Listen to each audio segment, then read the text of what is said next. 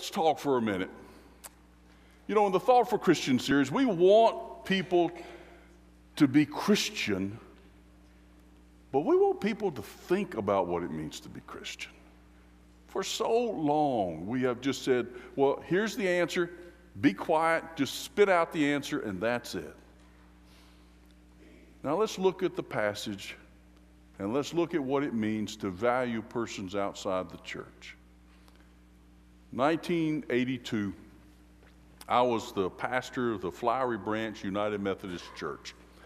Now that church, the last time it had grown was back when the cotton mills were having their heyday, back before the boll weevil came, back before the Great Depression. It was the early 1920s was the last time that church had shown any growth.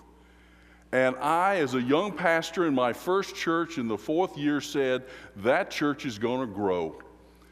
And I committed myself that we would have 12 new members that year. And I came down to December. Actually, it would have been 81, because in 82 is when I took my time off. It would have been 81. So it came down to December, and I had 10 new members. And I had a young family that was visiting. They had 2 small children. They were a wonderful family, just a beautiful couple, looked like that should be on the cover of a magazine. So because I needed them, I went out to see them personally and sat down in their house, and I said, we really are excited that you are visiting our church. Robin, we really love the church. We are excited. Well, I said, I want to invite you to join the church. And they said, you know, we are. We're going to join right after the first of the year. And I said, well, you know, that's not necessary. We have services on Christmas Eve, and you are welcome to come on Christmas Eve, and I will be happy to help you to join on Christmas Eve. Well, no, Robin, that's not necessary. We'll just join right after the first of the year. And I said, well, you know, what about the Sunday after Christmas? I know Christmas Eve is an awkward time, but the Sunday after Christmas, it would be a special time. Well, we were going to be out of town that day. Were you going to be out of town the whole week? You know, I could just come out here and take you into the church in your home. You don't have to even come to the church building. And about that time, this young man, the young father, he looks at me and he says, Robin, it seems to me that you need another notch on your gun. And he shattered my world. I don't know that I've ever had anything shatter my world as much as that comment. I mean, my whole faith in God shattered. My whole call to ministry shattered. My whole ordination process shattered. It cost me my career at the moment. It almost cost me my marriage. Because I realized in that moment when he said those words that I didn't care about him at all. And I didn't care about his wife. I was still playing basketball at Cave Spring High School, and we needed 2 more points to win, and I was going to win. Because I had been taught to win.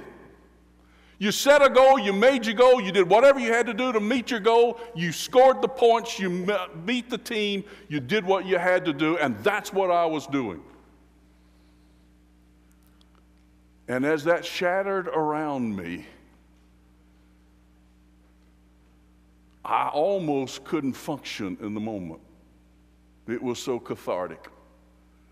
I finally stammered out, you know, I apologize. I've got to go. I hope you really will join the church after the first of the year, but I'm sorry. I've got to go right now. And I got in the car. I barely made it back to the church. I don't think I could even go home at that moment. And I knew that I couldn't stay in the pulpit any longer. I took a year off.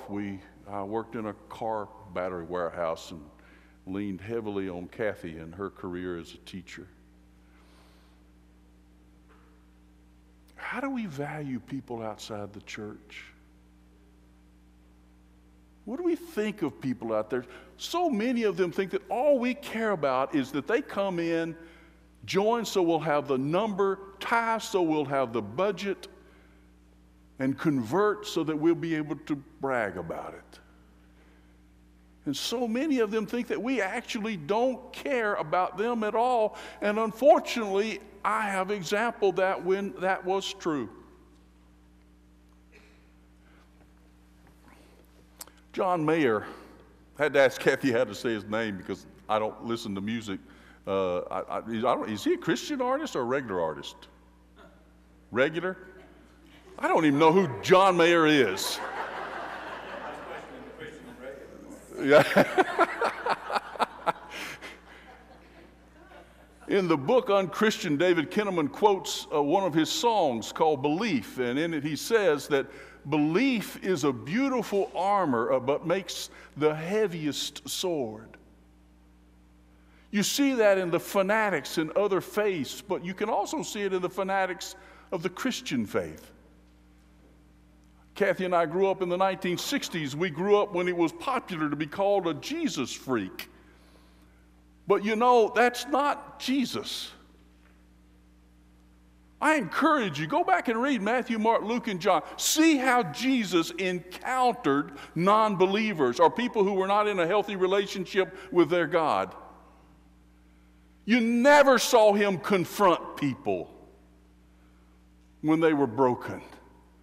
You always saw him tenderly care for them. You always saw him ask questions, give them opportunities, but he never forced them. He never just came down on them. And yet, as the church, we have so often just put pressure on people. Do this, do that, in this way, in that way. Get in this line, sign this document, make this pledge, and we don't even listen to them. There was a stunning statistic in that book, Unchristian. I absolutely had to read that paragraph 4 or 5 times to believe that statistic. It said that for those of us that are inside the church that consider ourselves Christian, 64% of us believe that the people out there think we're nice people and that we're genuine, that we're authentic, that we're real in who we are. But do you know what the statistic is of how they feel about us? Those people who are outside the church say that when they meet a Christian, they only see a real Christian 34% of the time. In other words, almost 7 out of 10 Christians that they meet, they do not believe at all that they're truly Christian. They see no examples in their life, they see no examples in their demeanor that would cause them to believe. Now, I don't mean that they're not talking about Jesus. I'm talking about how they actually act and talk.